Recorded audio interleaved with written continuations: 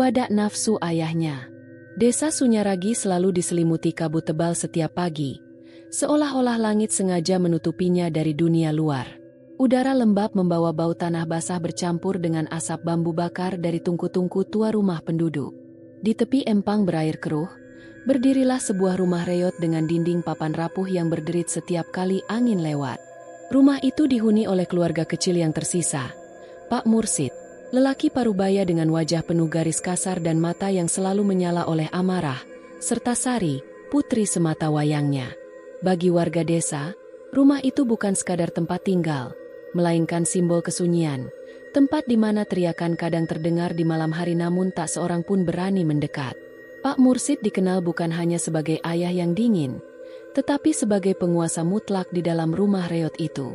Setiap kata yang keluar dari mulutnya adalah perintah, dan setiap pelanggaran kecil dibayar dengan bentakan atau pukulan. Ia tidak pernah memberi Sari kelembutan seorang ayah. Baginya anak hanyalah tenaga kerja yang bisa dieksploitasi. Sejak matahari pertama kali terbit, Sari dipaksa ke sawah, mencangkul, menyiangi rumput, mengangkut air, hingga tubuh kurusnya berlumuran lumpur. Jika ia tampak lelah, Pak Mursid akan menuduhnya malas. Jika ia tersenyum, ayahnya menganggap itu tanda pembangkangan. Dunia luar tak pernah mengenalnya. Ia dijaga ketat, dilarang bermain dengan teman sebaya, dilarang bersekolah lebih tinggi, bahkan dilarang bermimpi. Hidupnya hanyalah bekerja, mendengar bentakan, dan menanggung sepi di bawah bayang-bayang seorang pria yang menolak disebut ayah. Sari tumbuh dengan tubuh yang lebih cepat berotot dibandingkan anak-anak perempuan lain seusianya. Jemarinya kapalan, punggungnya sering terasa nyeri meski usianya masih belasan. Namun dari rasa sakit itu, matanya justru semakin tajam, menyimpan kilau dingin yang membuat orang-orang yang sempat menatapnya terlalu lama merasa tidak nyaman. Ia belajar bertahan tanpa banyak kata, karena setiap kata bisa menjadi pemicu amarah ayahnya.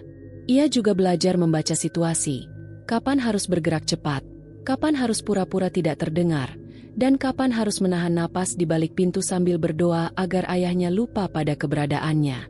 Dari masa kecil yang keras itu, Sari mengumpulkan keterampilan bertahan hidup yang kelak menjadi modal untuk sesuatu yang jauh lebih besar daripada sekadar menahan derita. Di balik wajah pucatnya, ada api kecil yang perlahan tumbuh, menunggu saatnya menyala. Para tetangga kerap mendengar suara gaduh dari rumah reot itu. Piring pecah, kursi terbalik, atau teriakan Sari yang tertahan lalu meredam menjadi isak pelan. Namun setiap kali ada yang mencoba mendekat, langkah mereka selalu terhenti di pagar bambu yang tampak seperti batas tak kasat mata. Mereka tahu siapa Pak Mursid, lelaki dengan tatapan menusuk, tubuh kekar meski sudah berumur, dan temperamen yang bisa meledak hanya karena sapaan yang dianggap salah. Beberapa kali warga desa ingin melapor pada kepala dusun, tapi ketakutan selalu lebih kuat daripada niat. Akhirnya mereka memilih berpura-pura tidak tahu, meski hati kecil mereka dipenuhi simpati pada gadis kurus yang selalu terlihat keluar rumah larut malam, membawa ember atau ikatan kayu bakar. Sari menjadi sosok bisu di mata desa. Mereka melihatnya, tapi tak seorang pun benar-benar berani menolong. Di malam-malam yang sunyi, ketika angin berdesir membawa bau lumpur dari sawah dan suara jangkrik menutupi keheningan, Sari sering duduk di ambang jendela kamarnya yang sempit. Dari sana ia memandangi bulan pucat yang menggantung, seolah menjadi satu-satunya teman yang masih peduli padanya. Setiap luka di tubuhnya, setiap teriakan yang tertahan di tenggorokannya, perlahan berubah menjadi bara yang tak pernah padam. Ia tidak menangis lagi, air matanya seakan telah kering, digantikan oleh api amarah yang tumbuh perlahan di balik sorot matanya. Sari mulai menyadari bahwa dirinya tidak bisa selamanya menunggu keajaiban. Kebebasan hanya bisa ia rebut dengan tangannya sendiri. Dalam diam, ia berjanji, suatu hari nanti, rumah reot itu tidak lagi menjadi penjara, melainkan panggung pembalasan. Janji itu semakin mengakar di hati Sari seiring bertambahnya usia. Ia bukan lagi anak kecil yang hanya bisa menggertakkan gigi sambil menahan tangis. Kini ia adalah gadis muda yang menyimpan amarah dalam-dalam, seperti bara dalam tungku yang menunggu tiupan angin. Baginya, kebebasan bukan sekadar kabur dari rumah dan meninggalkan Pak Mursid. Tidak, itu terlalu mudah. Kebebasan yang sejati hanya bisa diraih jika ayahnya yang kejam itu merasakan balasan atas semua derita yang ditanamkannya. Sari mulai membayangkan bagaimana wajah lelaki itu saat kehilangan kendali. Bagaimana tubuh kekar yang dulu selalu mendominasi itu runtuh tak berdaya. Ia tidak takut pada bayangan itu. Justru ia menantikannya. Dalam kesenyapan malam, dengan cahaya bulan membasuh wajah pucatnya, Sari merasakan sumpahnya semakin nyata. Ia akan menjadi algojo bagi ayahnya sendiri. Hari demi hari, Sari memperhatikan setiap detail kecil dalam rutinitas rumahnya. Dari dapur reot itu, ia belajar bagaimana mengupas bawang tanpa menangis, bagaimana menumbuk cabai hingga halus, dan bagaimana mencampurkan bumbu yang bisa menyamarkan bau apapun. Setiap kali menyiapkan tusuk sate dari bambu tipis, tangannya semakin terampil, meski baginya itu bukan sekadar pekerjaan dapur, melainkan latihan yang diam-diam ia simpan di dalam hati.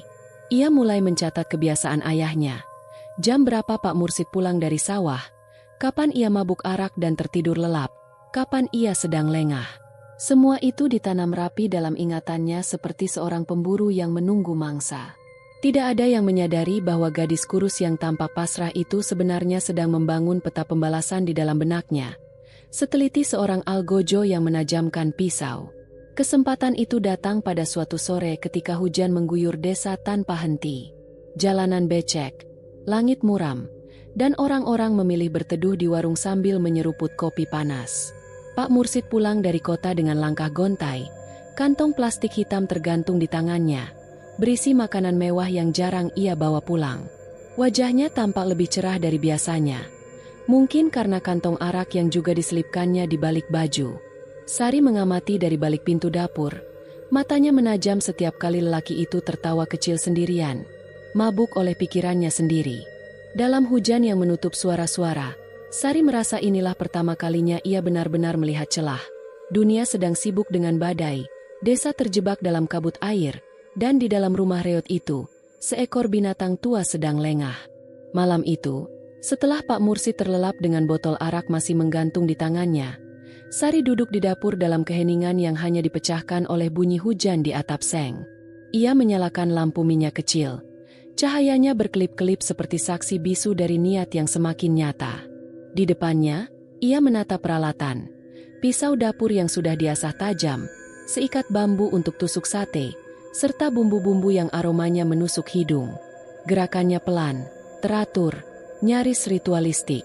Seakan setiap langkah sudah ia latih berkali-kali dalam pikirannya. Sesekali ia menatap ke arah pintu kamar ayahnya, memastikan dengkur berat itu masih terdengar. Setiap detik yang berlalu membuat jantungnya berdegup kencang, namun tatapannya tetap dingin. Malam itu, dapur reot bukan lagi sekadar tempat memasak, melainkan altar tempat sumpah dendam mulai menjelma menjadi kenyataan. Namun Sari tidak terburu-buru. Ia tahu bahwa satu kesalahan kecil bisa menghancurkan segalanya. Malam itu hanya ia gunakan untuk menguji dirinya sendiri, menguji keberanian, mengukur sejauh mana ia siap melangkah. Ia kembali menyimpan pisau, merapikan bambu, dan menutup bumbu dengan kain basah agar tidak berbau menyengat. Di kamarnya, ia duduk dengan punggung menempel pada dinding dingin, mendengarkan dengkur ayahnya yang berat, sambil berusaha menenangkan detak jantungnya yang masih berlari kencang. Ia sadar, pembalasan sejati bukanlah perkara emosi sesaat, melainkan menunggu waktu yang paling sempurna ketika takdir benar-benar berpihak. Malam itu ia belajar satu hal penting, menahan diri adalah bagian dari kekuatan. Dengan wajah pucat diterangi cahaya bulan, ia berbisik pada dirinya sendiri. Belum, tapi sebentar lagi. Malam yang ditunggu akhirnya datang. Seolah alam pun ikut bersekongkol. Langit pekat tanpa bintang, hanya sesekali disambar kilat yang membelah kegelapan. Angin menerobos celah-celah papan rumah reot itu, membuat suara lengkingan mirip erangan roh lapar. Pak Mursid, seperti biasa, menenggak arak hingga mabuk berat. Tubuhnya terhempas di atas tikar dengan botol pecah di sisinya. Dari balik kegelapan dapur, Sari muncul dengan langkah perlahan. Tangannya membawa pisau yang mengilap tertimpa cahaya kilat sesekali, dan matanya kosong. Tak lagi ada keraguan di sana, hanya dingin yang nyaris tidak manusiawi. Dengkur ayahnya menjadi irama yang membimbing langkahnya. Setiap detik terasa abadi, dan di dalam hati Sari hanya ada satu suara. Malam ini, rantai itu putus. Dengan tangan yang tak lagi gemetar, Sari menurunkan pisau itu, menghujamkannya ke arah tubuh lelaki yang selama ini menjadi belenggu hidupnya. Suara tercekik yang singkat terdengar, lalu berganti dengan keheningan yang hanya diisi oleh detak jantung Sari yang bergemuruh. Darah hangat mengalir, merembes ke tikar, membuat udara pengap rumah reot itu dipenuhi bau besi yang menusuk hidung. Sari berdiri kaku beberapa saat, menatap tubuh besar yang kini tak lagi bernyawa. Tidak ada teriakan kemenangan, tidak ada tangisan, hanya napas berat yang keluar dari bibirnya. Ada rasa lega yang aneh, seperti pintu penjara yang terbuka setelah bertahun-tahun terkunci, namun bersamaan dengan itu ada pula kekosongan yang menghantui. Ia telah membunuh, dan dunia tak akan pernah sama lagi. Malam itu, kebebasan dan kengerian bercampur menjadi satu dalam dirinya. Tubuh ayahnya terbujur kaku di hadapannya. Darah masih merembes perlahan di lantai tikar yang sudah kusam. Sari berdiri lama, seakan terhipnotis oleh pemandangan itu, hingga akhirnya pikirannya kembali bekerja. Membunuh adalah satu hal, tetapi menutupi jejak adalah hal lain yang lebih menakutkan. Ia tahu desa kecil itu penuh dengan mata-mata yang tajam, selalu haus gosip, dan cepat mencurigai hal aneh. Jika tubuh itu ditemukan begitu saja, semuanya akan berakhir. Maka otaknya yang dingin mulai menyusun rencana. Ia harus menghapus jejak dengan cara yang tak hanya menyamarkan kejahatan, tetapi juga menyelubunginya dalam sesuatu yang tak pernah terpikirkan orang. Pandangannya jatuh pada dapur reot dengan tungku tua, bumbu-bumbu yang menumpuk, dan bambu tusuk sate yang telah ia siapkan sebelumnya. Saat itulah gagasan mengerikan itu muncul. Ia tidak hanya akan membuang tubuh itu, ia akan mengolahnya menjadi sesuatu yang bisa menipu seluruh desa. Sari bergerak cepat, meski wajahnya tetap datar seakan sedang melakukan pekerjaan sehari-hari. Ia menyeret tubuh ayahnya ke sudut dapur, menutupinya dengan kain goni agar tak terlihat jika ada orang yang lewat. Kemudian, satu persatu ia menata peralatan, pisau besar yang diasah hingga berkilat, talenan kayu yang sudah penuh bekas potongan lama, serta tungku batu yang ia isi dengan kayu bakar kering. Bau arang terbakar mulai memenuhi ruangan, bercampur dengan aroma darah yang menusuk. Sari mengambil bumbu, bawang putih, ketumbar, serai, dan daun jeruk, lalu menumbuknya di cobek batu dengan gerakan mantap. Suara duk-duk alu memecah keheningan malam, seakan menjadi dentuman ritual. Dapur reot itu, yang biasanya hanya menjadi saksi penderitaannya, kini berubah menjadi altar tempat rencana gelapnya mulai mewujud. Keesokan paginya, ketika matahari muncul malu-malu dari balik kabut tipis, Sari membuka pintu rumahnya yang biasanya tertutup rapat. Di depan, ia menata meja kayu sederhana dengan panggangan kecil di atasnya. Asap tipis mulai mengepul, membawa aroma sate yang begitu kuat hingga membuat beberapa tetangga berhenti melangkah. "Sari jualan sate?" bisik mereka, heran sekaligus penasaran. Gadis yang biasanya hanya terlihat lusuh kini berdiri dengan wajah tenang. Tangan cekatan membolak-balik tusuk sate di atas bara. Bau gurih bumbu bakar menyebar ke seluruh jalan sempit desa, menusuk hidung siapa saja yang lewat. Rasa penasaran lebih besar daripada kecurigaan, membuat beberapa warga pertama berani mencoba. Mereka duduk di bangku reot, menerima piring berisi sate panas yang mengeluarkan aroma menggiurkan. Saat gigitan pertama masuk ke mulut, wajah-wajah itu langsung berubah, terkejut oleh kelezatan yang tak pernah mereka temui sebelumnya. Dalam hitungan hari, warung kecil di depan rumah reot itu berubah menjadi pusat keramaian baru di desa Sunyaragi. Orang-orang datang dari berbagai sudut kampung, tergoda oleh kabar tentang sate buatan Sari yang katanya berbeda dari sate manapun yang pernah mereka cicipi. Para lelaki desa duduk berkerumun sambil menyeruput kopi hitam, sementara anak-anak berlari-lari kecil di sekitar warung, menunggu sisa potongan daging yang dibakar gosong. Setiap tusuk sate ludes secepat ia menaruhnya di atas bara. "Bumbunya pas, empuk sekali," ujar seorang pelanggan, disambut anggukan setuju dari yang lain.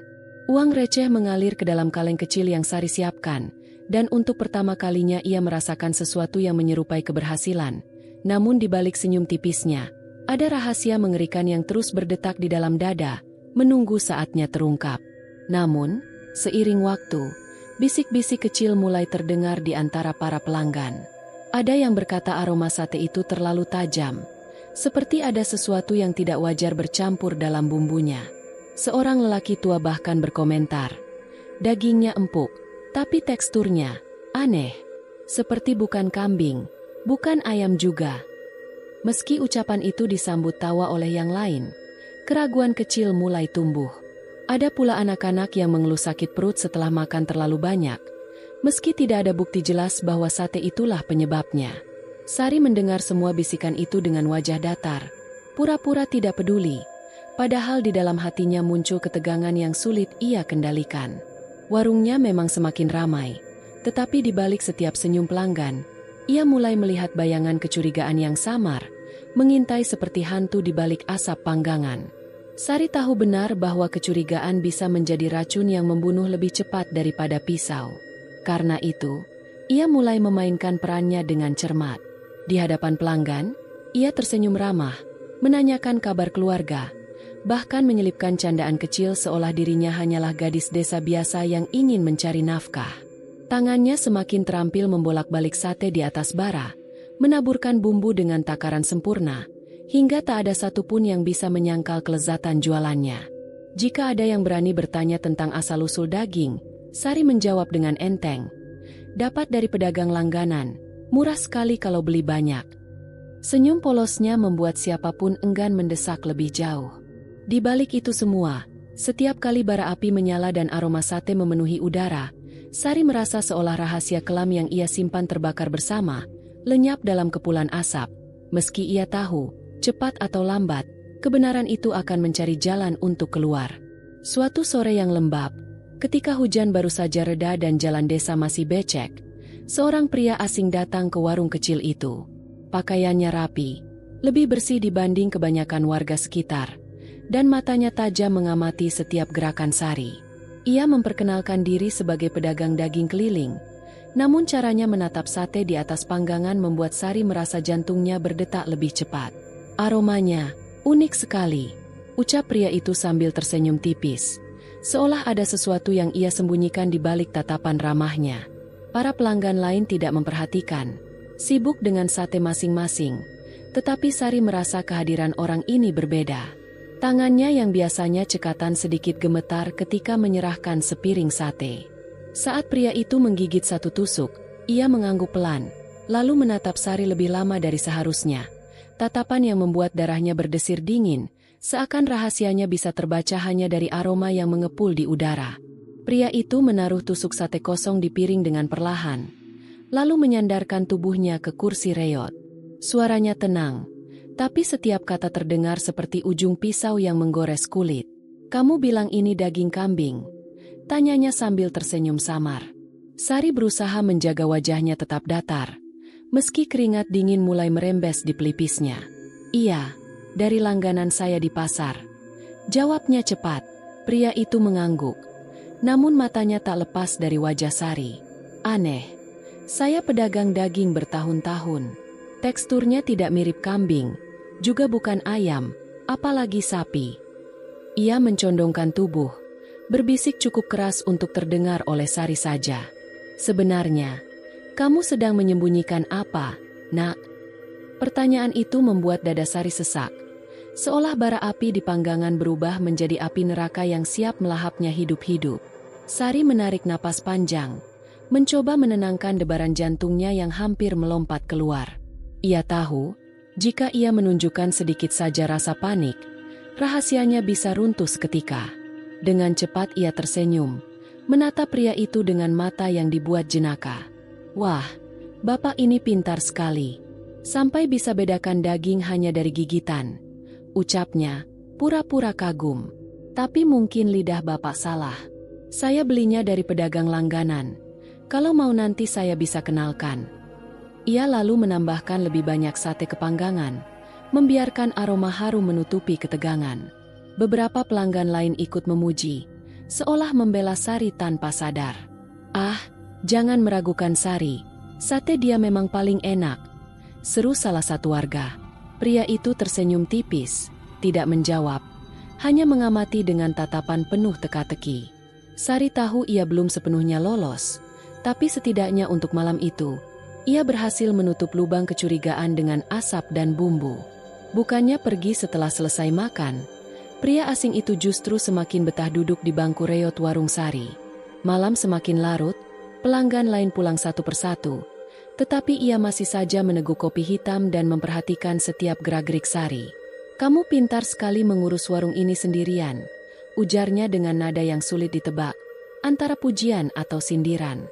Ia lalu bertanya tentang kehidupan Sari, orang tuanya, bahkan menyinggung mengapa sang ayah sudah lama tak terlihat. Pertanyaan itu menusuk seperti duri di tenggorokan, membuat tangan Sari hampir saja terhenti saat membolak-balik sate. Dengan senyum dipaksakan, ia menjawab singkat, "Ayah pergi jauh, tidak kembali."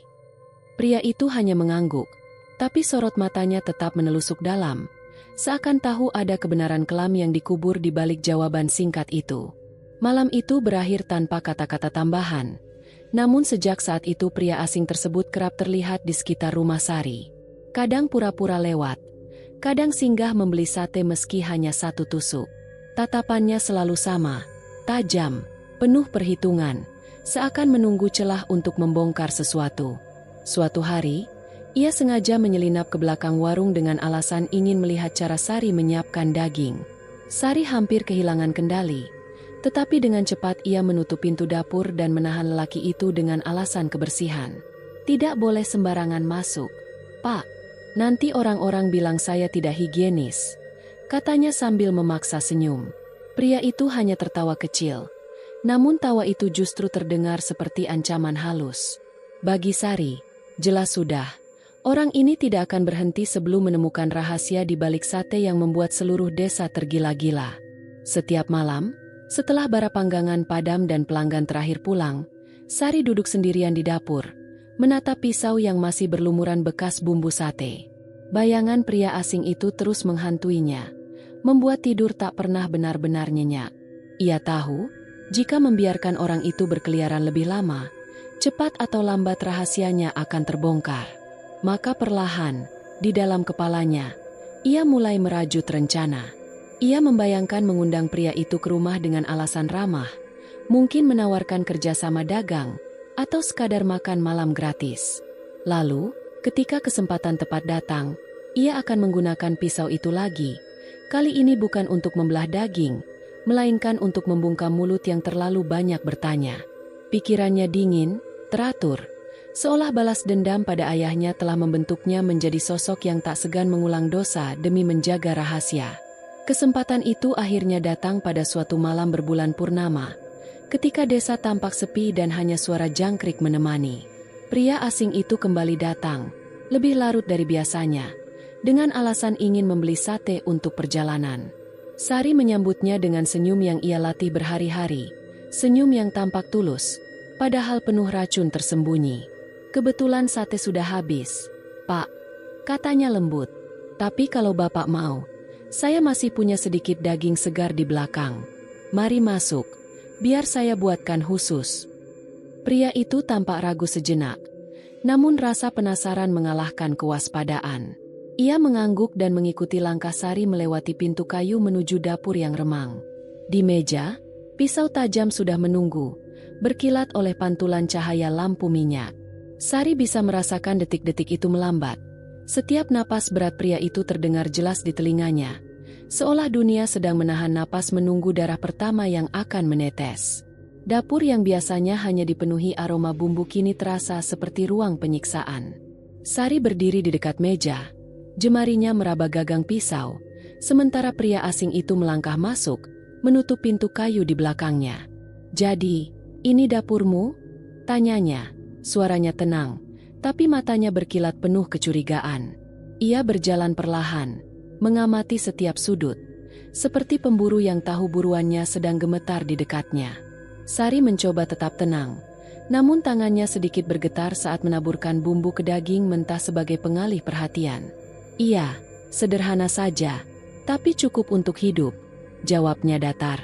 Pria itu mendekat, berhenti hanya beberapa langkah darinya. "Aneh. Dapur ini tidak berbau kambing. Lebih mirip bau besi karat," katanya lirih. Tatapannya menancap ke mata Sari. Kata-kata itu menusuk lebih tajam daripada pisau, membuat Sari sadar bahwa waktu untuk berpura-pura hampir habis. Jantung Sari berdentum begitu keras hingga terasa menyesakkan dadanya. Ia tahu, tidak ada lagi ruang untuk keraguan. Jika ia membiarkan pria itu keluar dari dapur, rahasia yang selama ini ia lindungi dengan darah akan hancur seketika. Dengan gerakan cepat, ia meraih pisau di meja dan mengangkatnya tinggi. Niatnya jelas, membungkam selamanya mulut yang terlalu banyak bertanya. Namun, pria itu ternyata lebih sigap dari yang ia duga. Tangannya menepis pergelangan Sari, membuat pisau berkilat jatuh menghantam lantai dengan bunyi nyaring. Mereka berdua terdiam sesaat, saling menatap dengan napas terengah, sebelum tubuh pria itu tiba-tiba menerjang, mendorong Sari hingga membentur meja kayu. Dapur yang sempit berubah menjadi arena pertarungan, di mana nyawa dipertaruhkan hanya dalam hitungan detik. Pertarungan itu pecah dengan brutal.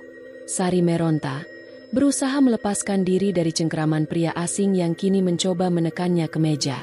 Dengan nekat, ia meraih panci panas yang masih ada di atas tungku dan melemparkannya ke arah wajah lawannya. Cairan mendidih tumpah, membuat pria itu menjerit kesakitan. Kulitnya melepuh seketika. Dalam sekejap, Sari kembali meraih pisau yang sempat terjatuh, lalu menusukkannya membabi buta ke sisi perut pria itu. Darah memancar, menodai lantai kayu dan menetes ke bara panggangan yang masih menyala, mengeluarkan bunyi desis menyeramkan. Pria itu terhuyung, namun masih mencoba melawan. Tangan berlumuran darah meraih lengan Sari. "Kau, monster!" desisnya lirih, sebelum tubuhnya kembali dipaksa jatuh ke lantai oleh dorongan penuh kebencian dari Sari. Tubuh pria asing itu menggeliat di lantai. Napasnya tersengal-sengal. Darah terus merembes dari luka di perutnya. Matanya yang dulu tajam kini mulai redup. Namun masih menatap Sari dengan sisa-sisa kebencian bercampur ketakutan. "Kau bukan manusia," gumamnya serak, sebelum batuk darah memercik dari bibirnya. Sari berdiri di atasnya. Dada naik turun cepat. Pisau berlumur merah masih tergenggam erat di tangannya. Dalam sekejap, semua suara di dunia seakan lenyap. Hanya tersisa detak jantungnya sendiri dan bau besi darah yang memenuhi ruangan. Perlahan, tubuh pria itu melemah, tangannya terkulai, dan matanya terbuka kosong menatap langit-langit dapur yang gelap. Sari memandanginya tanpa ekspresi, lalu menghela napas panjang, sebuah napas kemenangan bercampur kehancuran, sadar bahwa ia sekali lagi telah berubah menjadi algojo demi melindungi rahasia kelamnya. Kemenangan itu hanya bertahan sebentar. Malam berikutnya, warga desa mendatangi warung Sari, bukan untuk membeli sate, melainkan karena bau busuk yang menyebar dari dapur. Mereka mendobrak pintu, dan di sana menemukan pemandangan yang tak bisa mereka lupakan. Tubuh pria asing terbujur kaku penuh darah, sementara di meja kayu terdapat potongan daging mentah yang jelas bukan milik hewan. Teriakan histeris pecah, orang-orang mundur ketakutan. Sebagian langsung memanggil kepala desa. Rahasia yang selama ini Sari lindungi dengan darah akhirnya terbongkar dalam satu malam. Gadis itu hanya duduk di sudut dapur. Tubuhnya berlumuran noda merah, menatap kosong sate yang belum sempat ia bakar. Senyumnya samar, entah puas atau putus asa, sebelum akhirnya wajahnya hilang ditelan bayangan obor yang diacungkan warga dengan amarah. Malam itu, bukan hanya ayahnya yang berakhir di bara api, melainkan juga nama dan hidup Sari sendiri, terkubur dalam kutukan sate berdarah yang akan dikenang desa itu selama-lamanya.